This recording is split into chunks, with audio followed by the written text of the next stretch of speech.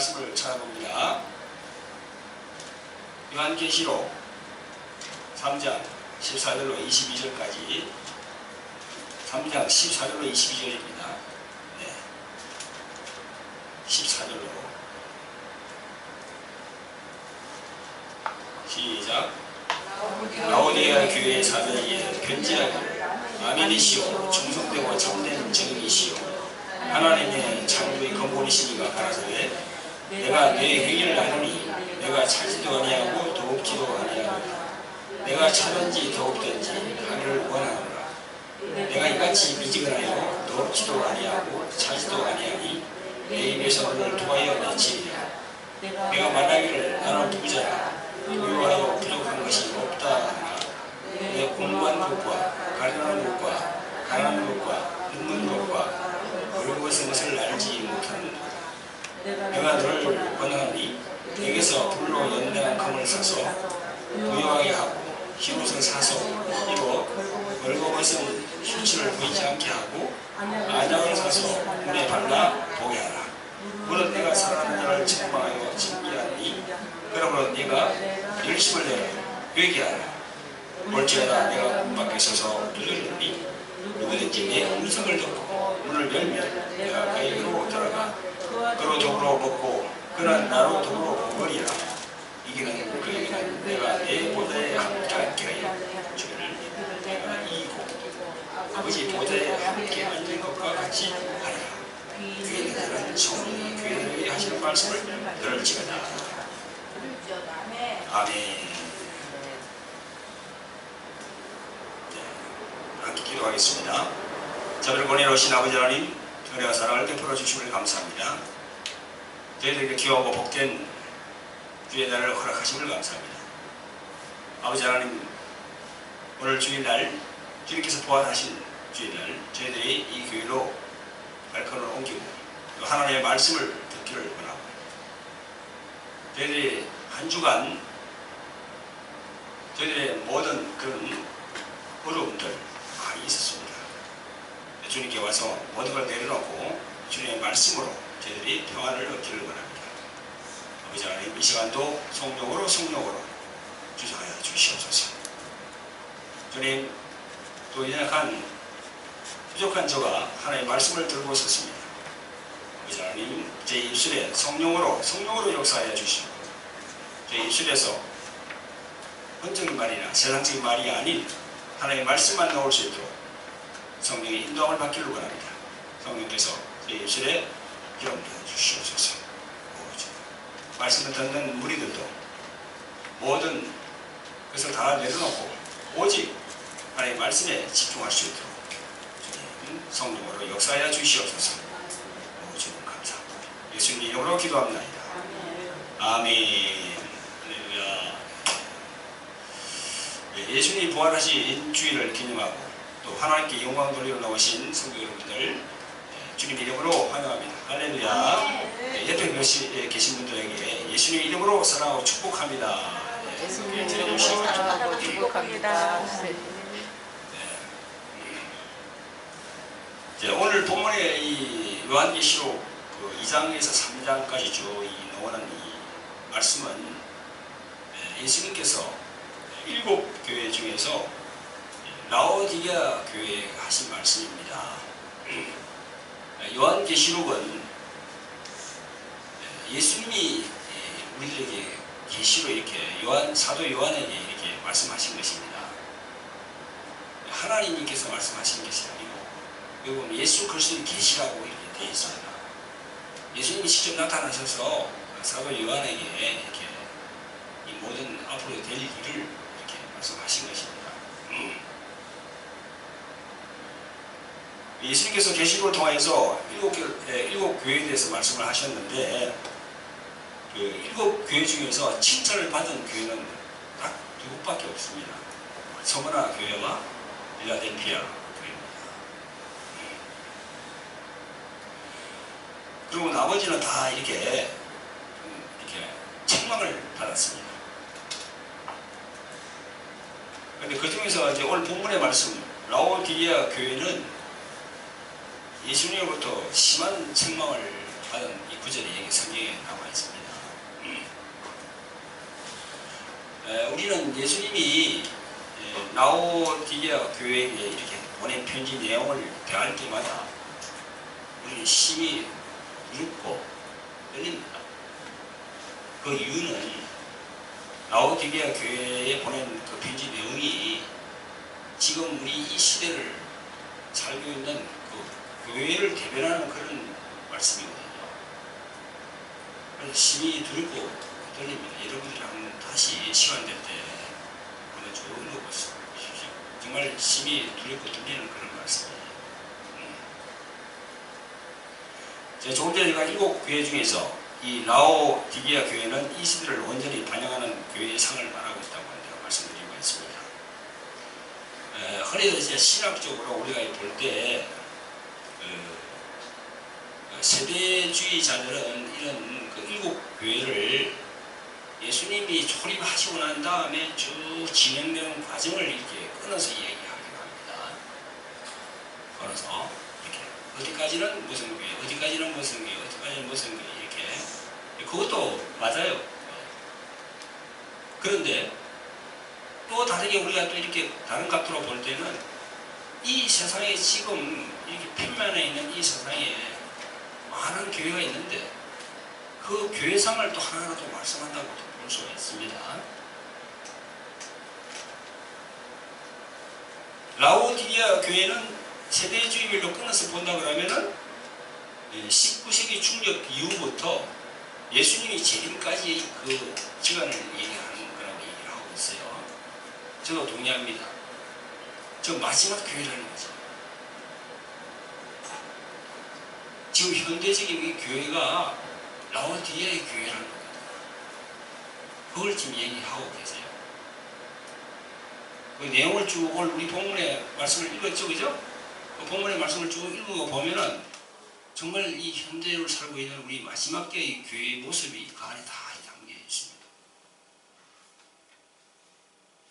그 라오디게아라는 뜻은요, 그 뜻 속에 민주주의라는 의미가 숨어 있거든요. 민주주의 안에 이 보편적인 이 민주주의라는 의미가 이 안에 들어 있어요.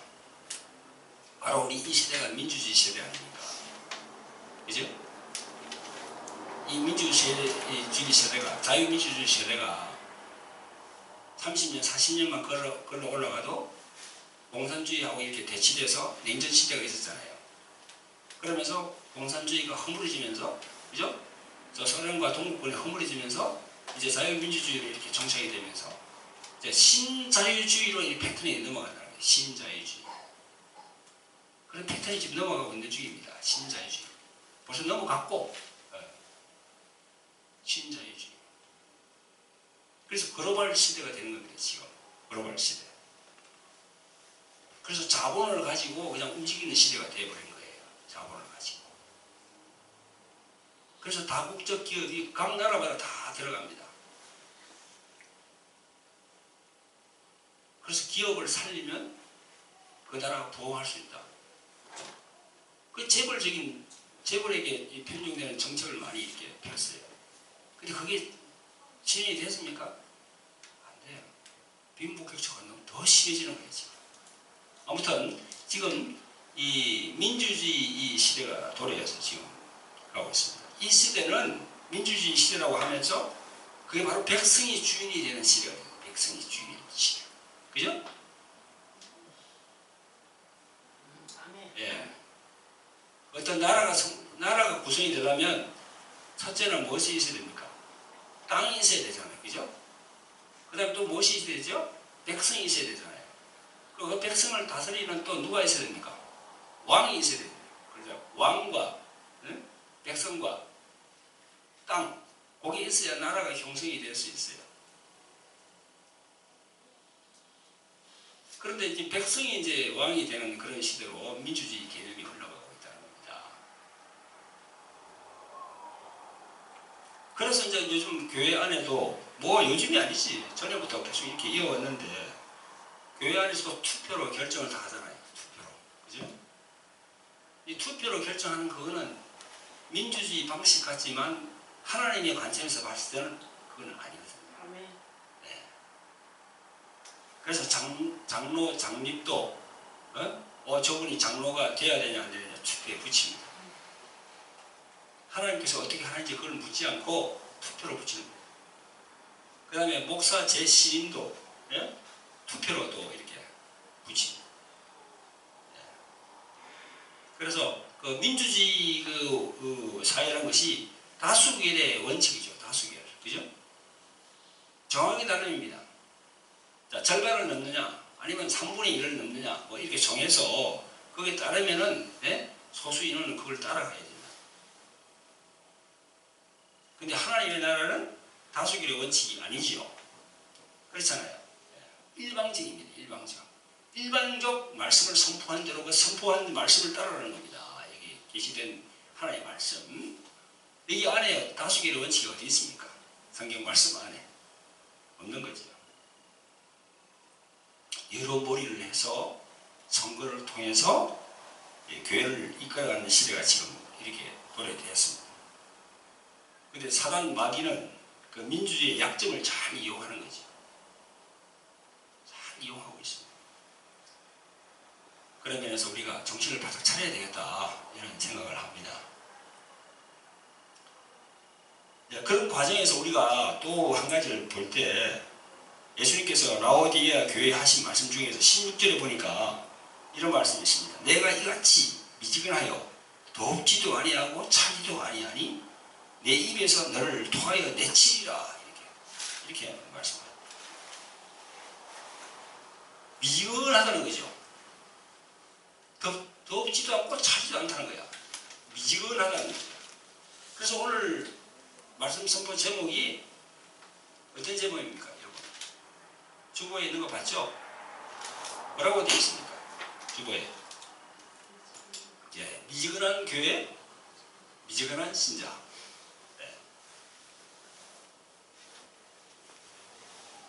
그건 뜨거운 것도 아니고 차운 것도 아니고 그냥 중간 일이에요.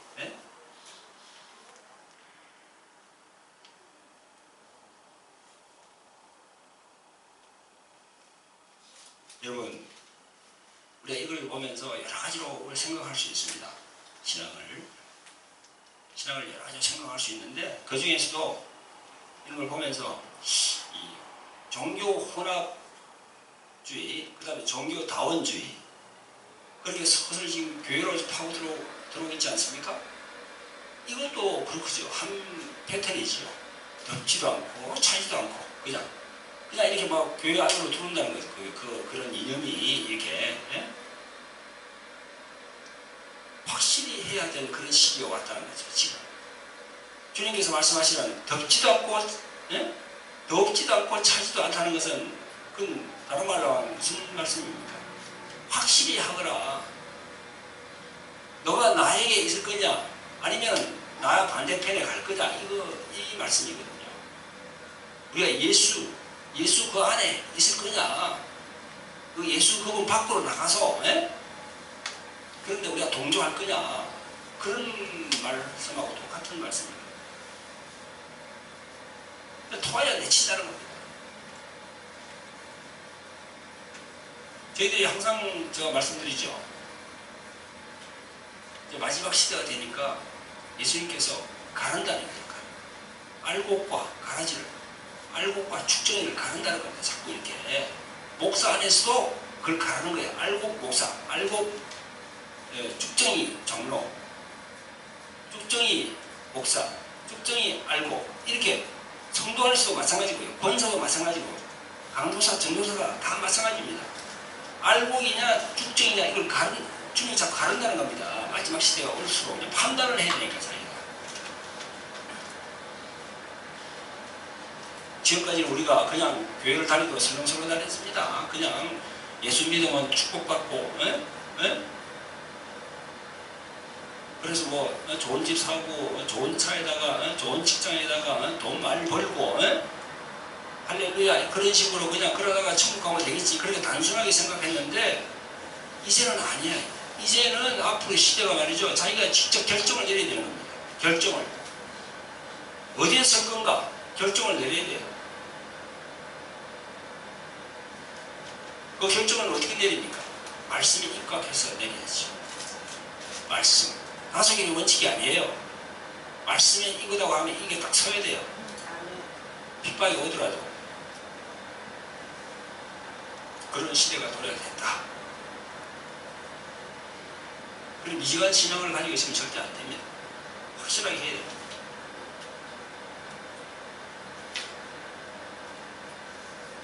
그래서 종교다원주의. 종교다원주의가 뭐예요? 그게. 종교는 다 하나다. 네? 그래서 누구를 믿더라도 네? 그 종교마다 다 그게 좋은 점이 있으니까 그 종교마다의 핵심되는 그 부분을 쫓아서 천국 갈 수 있다고 하는 게 바로 다원 종교주의입니다. 오직 길은 예수님밖에 없습니다. 할렐루야. 내가 길이요 진리요 생명이니 나로 막지 않고는 절대 아버지께 올 수 없다고 주님이 말씀하시는 그게 불변의 원칙입니다. 불변. 그 말씀에 우리가 신앙을 줘야 돼요. 할렐루야. 네. 다수결의 원칙에 의해서 다 이렇게 한다고 해. 그거 따라가다가 지옥하게 돼 있습니다.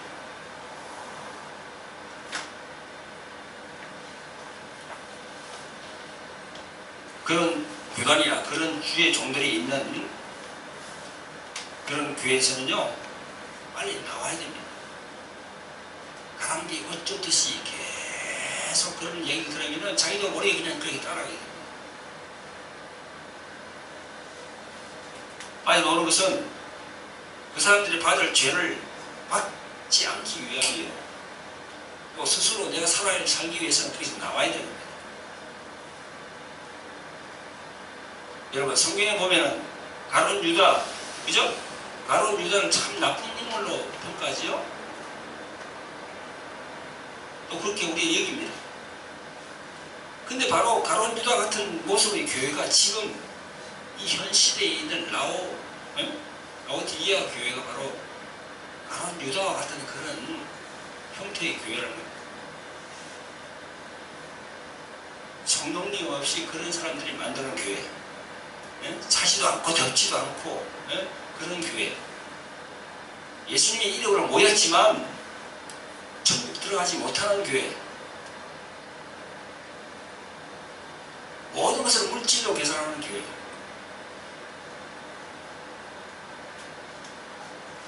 에큐메니칼 한 교회.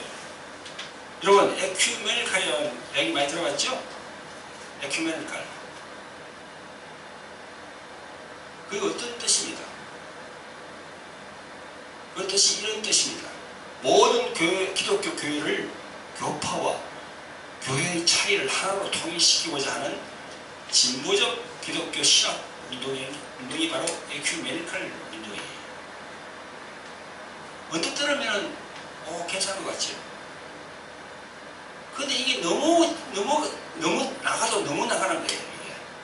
하나의 말씀 안에서 그렇게 돼야 되는데 하나의 말씀에서 그냥 벗어나서 너무 나가는 겁니다. 그래서 여러분 잘 아시는 바와 같이 WCC가 나오고 동성애 문제 그것도 나오면서 그죠? 동성애도 인정해주고 죄가 나쁘지 사람이 나쁘다. 동성애 하는 사람들도 신부로 채우고 동성애 하는 사람들도 목사를 주의 종으로 안수하고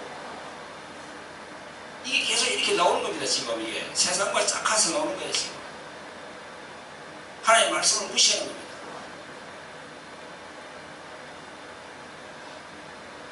하나님의 말씀을 정면으로 대치하는데도 다수가 그렇게 한다고 다수가 그렇게 원한다고 그렇게 따라가는 겁니다.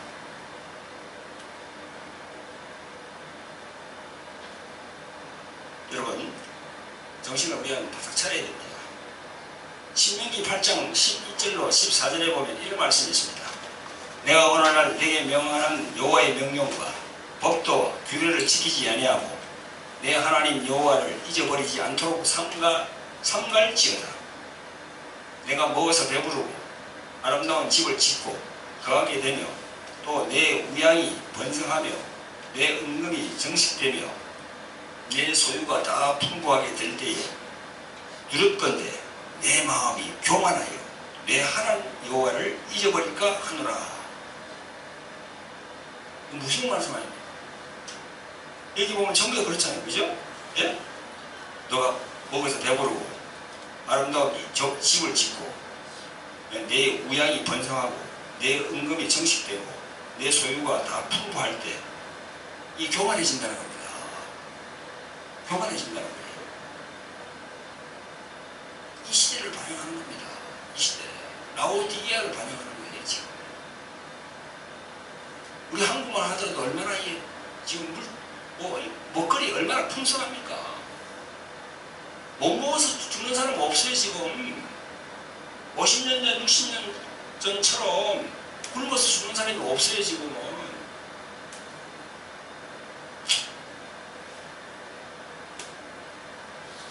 가난한 사람들 정부에서 한 달에 얼마씩 다 이렇게 그 등급 따라서 다 줍니다.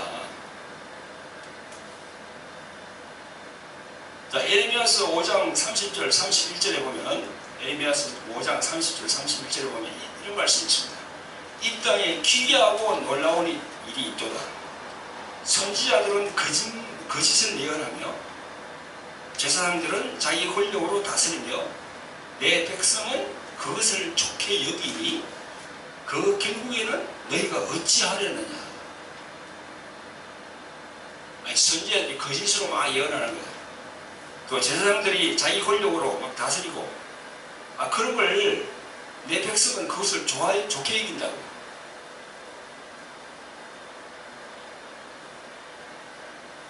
지금은 그렇지 않습니까?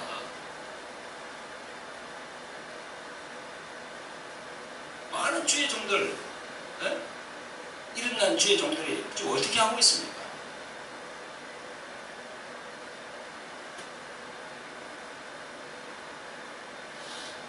제가 수시로 말씀드렸죠, 그죠? 큰 대형 교회는 공룡하고 같다고, 공룡. 공룡이 머리가 조그만하잖아요, 그죠? 덩치는 엄청 큽니다, 공룡이. 근데 그 머리를 그냥 망치로 때리면 금방 그 큰 덩치가 쓰러져 버려요. 대형 교회는 그렇다니까요. 대형 교회는 정치적이 아닐 수가 없고,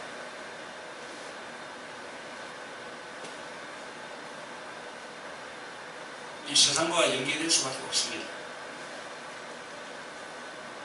그래서 우리가 참 신앙을 가지고 정말 뜨거운 신앙을 가지려 그러면은 조그만 교회에서 주님을 섬기고 그렇게 하나님 말씀대로 살아야 돼요.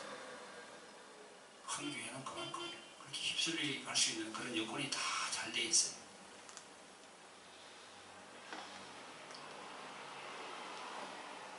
모든 매스컴이라든가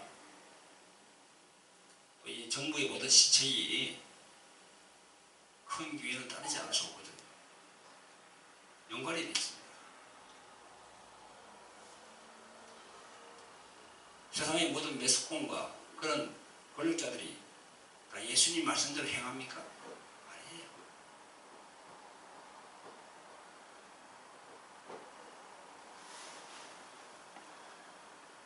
참 2015년도를 우리가 바라보는 이 지금 현재 우리 교회의 실상과 다를 바가 없습니다. 제가 말씀을 드렸죠. 마지막 시대는 알곡과 쭉정이를 계속 이렇게 분리시킨다.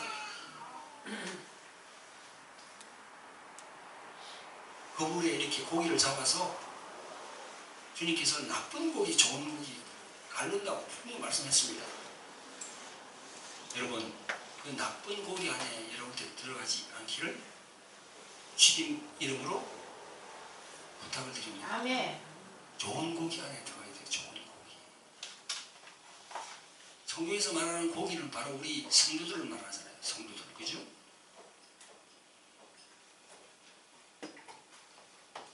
그래서 뜨거운 교회가 되기 위해서는 이 교회를 이끌어가는 주의 종의 마인드, 주의 종의 마음이 그 심지가 참 중요하죠.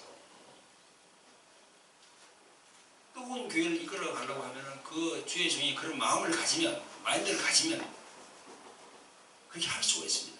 뜨겁게 그렇게 할 수가 있고 좀 미래지향적으로 이끌어갈 수 있습니다. 자, 최근에 미국에 있는 케빈 슈엘 목사라는 분이 미지근한 교회의 6가지 특징에 대해서 말씀을 한 바 있습니다. 인터넷에 나와 있습니다. 미지근한 교회의 6가지 특징이 있다는 거야. 네? 잘 들어보세요. 미지근한 교회. 어떤 교회가 미지근한 교회인가? 첫째, 회개를 안 시킨다는 겁니다. 회개를 시켜야 되거든요. 회개를 안 한다는 거예요. 축복 그런 이야기만 한다는 거야. 맞죠? 자, 두 번째, 성령 세례에 대해서 강조를 하지 않는다는 거예요. 성령 세례. 여러분, 세례도 두 가지가 있지 않습니까? 첫째는 물 세례, 그죠? 교회에서 목사님이 주는 물 세례, 물로 주는 세례. 그거는 보이는 목사님이 주는 세례예요. 그 다음에 무슨 세례가 또 있죠? 성령 세례. 세례 요한이 그런 얘기를 했죠. 나는 물로 세례를 주거니와 내 뒤에 오시는 분은 네? 불로 세례를 주고. 그게 뭡니까? 그게 성령 세례입니다. 그것까지 받아야 돼요. 그냥 물 세례 받았다고요? 안 돼요. 그거 필요하지만 한 개 더 나가야 돼요. 성령 세례를 받아야 돼요. 그래서 목사님이 교회에서 성령 세례를 주장을 해야 되는 겁니다. 목사님 자체가 성령 세례를 주장 안 하는데 어떻게 성령 세례를 받을 수가 있겠습니까?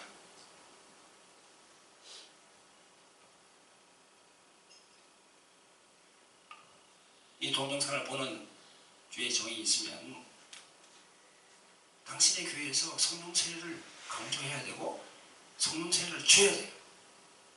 그게 주님이 원하는 명령입니다. 명령. 성령 받게 하라고. 그걸 안 하고 계신 주의 종이 있다면 그건 주님께 불순종하고 있는 겁니다.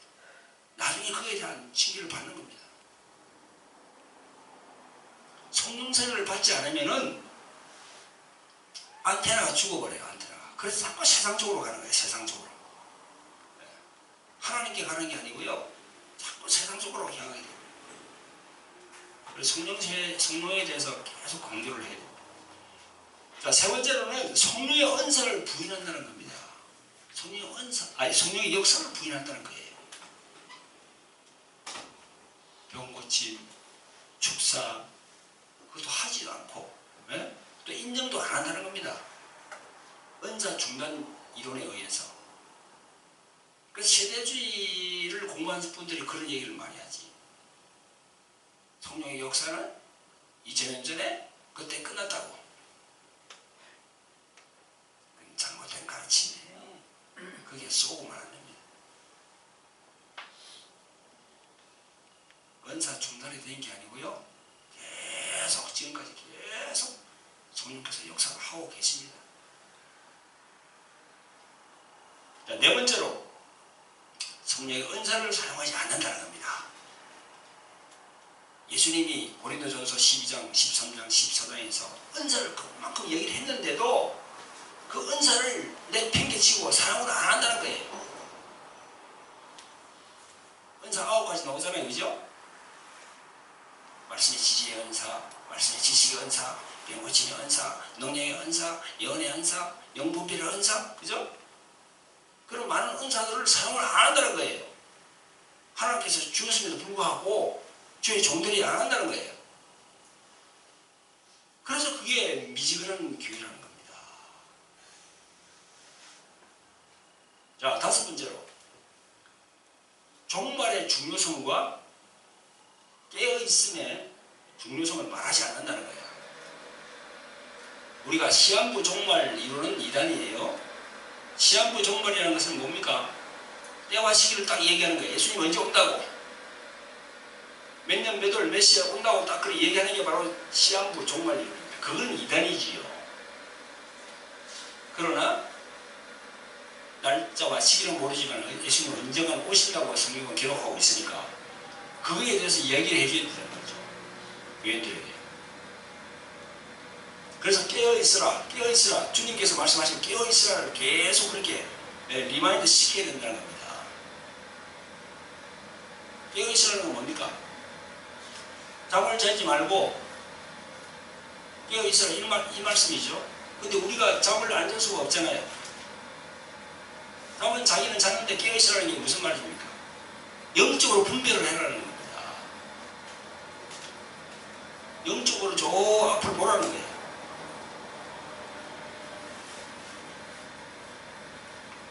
그런 말씀이거든요. 그래서 지금 이슬람 그 무슬림 종교가 얼마나 팽창합니까? 돈을 가지고. 이슬람 무슬림이 어디에 있는 사람, 저 아랍 민족들 아닙니까? 그죠?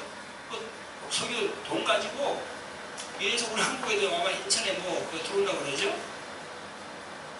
점점 앞으로 이런 복음에 이런 장애되는 요소가 엄청 많이 형성됩니다. 그리고 이제 신세계 질서, 우리 세상이 하나가 되는 그런 시대가 서서히 온다는 거죠. 그 다음에 WCC, 종교 통합, 그 다음에 최첨단 시설 되면서 이제 베리치 문제도 나오고, 계속 앞으로 우리 자손들이 앞으로 10년, 20년, 30년 후에는 어떤 일이 벌어질지 정말 그 앞을 보라는 겁니다. 그게 바로 깨어있으라는 겁니다. 그렇지 않으면 우리는 속는다는 거죠. 주님으로부터 징계를 받는 거죠. 자, 여섯 번째로는 하나님과의 친밀함이 없다는 겁니다. 하나님과의 친밀함. 종교인 같다는 거예요. 종교인. 그냥 왔다가 그냥 갔다가. 종교인. 아니 불교인들이 저 사찰이나 절이나 그죠? 저 절간에 가서 이렇게 기도하고 하는 것처럼 이나이다 비나이다 하는 것처럼 그렇게 왔다 갔다 한다는 거죠. 정민 수준. 그게 하나님과의 친밀함이 없는 거거든요.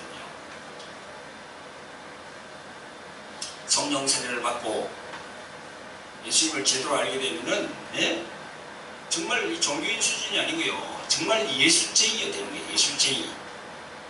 할렐루야. 아멘. 예술쟁이가 돼야 됩니다.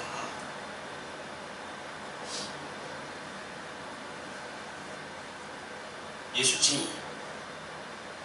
정말 예수님과 함께 동행할 수 있는 그런, 그래서 예수님이 하신 말씀을 자기 삶에다가 이렇게 연결할 수 있는, 그죠? 우리나라를 이끌어가는 많은 지도자도 예술쟁이가 나와야 돼요. 정말 나는 그렇게 생각하거든요. 예술쟁이. 이 당이다 저 당이다 이렇게 할 게 아니라 예술쟁이가 나와야 돼요. 대통령도 예술쟁이가 대통령이 돼야 돼요. 다 지나간 보면 장로가 대통령 된 사람도 많지요. 그죠? 그 예술쟁이 장로가 대통령 제대로 됐으면 이 나라가 이 꼴이 아니지.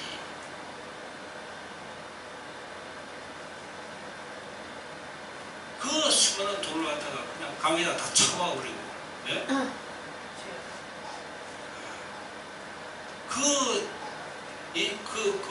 그 물질을 이 대한민국이 앞으로 지향할 그런, 그죠? 그런 데다 그걸 투자해야 되잖아요. 그걸. 그래야 다른 나라와 경쟁을 할 수 있잖아요. 그런데 그게 다 강에다 다 쏟아버렸으니 우주는 장로지. 아무튼 우리가 정신을 차려야 되고요. 하나님과의 친밀함이 있어야 됩니다. 하나님과의 친밀함. 그러기 위해서는 예수님을 만나야 돼요.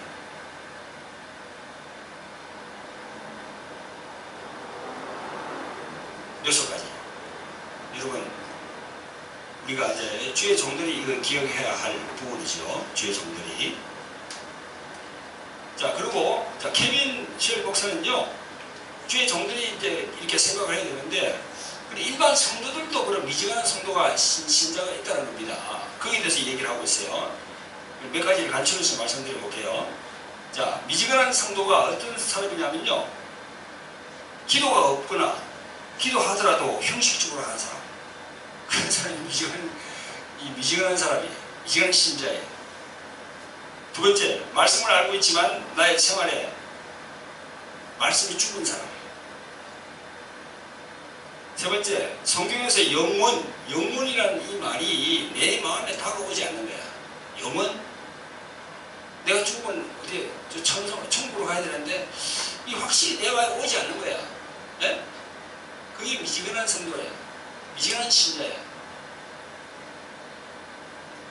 자, 네 번째로는 내가 마음속으로 혹은 밖으로 행동으로 죄를 지어도 부끄러움이 없어. 또 두려움이 없어. 그냥 담담한 사람이야. 그게 바로 미지근한 사람의 대표적인 부분입니다. 자, 다섯 번째는 돈, 물질, 자기 명예가 예수님 따르는 것보다 더 큰 사람. 자, 근데 여섯 번째는 하나님을 찬양하는 이 찬양도 좋지만은 이 세속적인 음악도 위로를 준다. 그래서 노래방 가서 그냥 이렇게 막 노래 부르는 사람, 에? 이런 사람도 미지근한 사람이에요. 네. 자, 그 다음에 일곱 번째로 불신자들이 예수님을 막 욕하고 교회를 막 욕하고 핍박해도 담담한 거야. 내하고는 상관이 없는 거야. 에? 안에서 그냥 분함이 막 일어나지 않는 거야.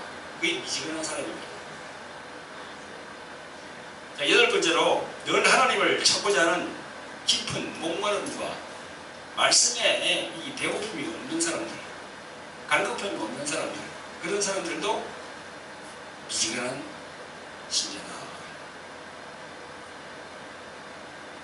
그리고 아홉 번째로 늘 내 마음속에서 모든 것에 대해서 깊이 주님께 감사하는 마음이 없는 사람, 감사가 없는 사람, 이래도 감사 저래도 감사해. 감사가 없는 사람은 정말 미지근한 사람이다. 열 번째로 다른 사람에 대한 영혼에 관심이 없는 사람.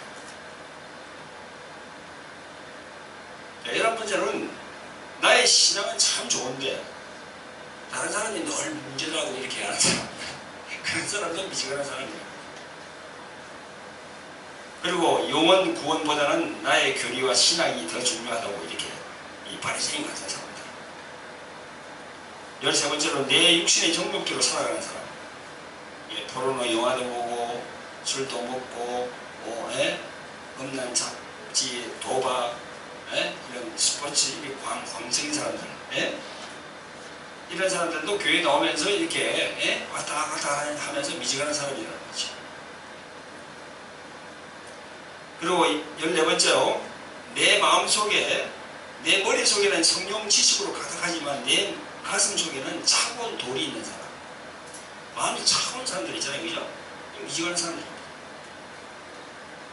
자, 마지막으로 교회에 나와서 은혜는 받지만 그냥 교회 나가면 싹 잊어버린 사람. 교회 나가면 싹 잊어버려. 그냥 은혜는 풍성히 받는데 교회 문을 나서면 그냥 싹 잊어버려. 세상 사람과 똑같이 되는 사람. 그런 사람들이 미지근한 사람이라고 합니다. 여러분, 이처럼 미지근한 신앙은 주님 보시기에 합당하지 않고 또 도리어 주님께서 징계를 하신다고 성경은 말씀하고 있어요. 징계한다고. 입에서 내친다고. 그래서 우리는 마지막 시대에 뜨거운 신앙을 가져야 하겠습니다. 할렐루야. 네, 성령님의 속성 중에서 불이라는 개념이 있습니다. 불. 우리가 성령 받으라 할 때 이 불을 받으라, 이 불이라는 개념이 있잖아요. 그죠? 불은 뜨겁잖아요. 성령님의 그 속성. 그런데 사람과 귀신의 속성은 어떻습니까? 차가워요. 성령님의 불 같은 그 속성과 완전 반대입니다. 아주 차가워요. 서늘해요. 그리고 냉랭해요. 그런 부분들이 여러분 안에 없는지 다시 한번 점검하는 시간이 되기를 바랍니다. 우리는 이런 부분을 안다면 미지근한 신앙에서 탈피를 해야 되겠습니다. 또 우리 주의 종 주님께서 이렇게 불러서 부름받은 주의 종들은 이 미지근한 교회를 뜨거운 교회로 바꿔야 돼요. 하나하나 이렇게. 그리고 또 미지근한 신자는 주님이 기뻐하는 뜨거운 신자, 열정적으로 주님을 기다리고 사모하는 그런 뜨거운 신앙으로 변화를 받아야 됩니다. 지금 마지막 시대라고 그랬죠. 우리가 정신을 바짝 차리지 않으면 마태복음 24장 24절에서 주님께서 말씀하시잖아요. 할 수만 있으면 택한 자도 미혹한다고. 교회에 나오는 자들도 미혹을 한다고. 여러분, 이 마지막 시대에 정말 예수님만 붙들고 갈 수 있는 그런 예술제의가 될 수 있도록 여러분 한 사람 한 사람 말씀에 충실하시기를 주님 이름으로 축원드립니다. 할렐루야. 기도하겠습니다. 자비롭고 공동님 가르친 아버지 하나님, 은혜와 사랑을 베풀어 주심을 감사합니다. 아버지 하나님, 오늘의 말씀은 우리 계시록 3장 14절로 22절까지의 말씀을 가지고 부족한 종이 하나님께서 예수님의 피로 구원시킨 하나님의 자들에게 이 말씀을 전했습니다. 아버지 하나님, 저희들이 이 미지근한 신앙에서 뜨거운 신앙으로 바뀔 수 있도록 성령이시여 저희들의 생각, 저희들의 감정, 저희의 의지를 주장하여 주시옵소서. 그래서 마지막 때 주님께서 오셨을 때 저희들이 칭찬받는 모든 성도가 될 수 있도록 성령으로 역사하여 주시옵소서. 감사하고 예수님 이름으로 기도합니다. 아멘.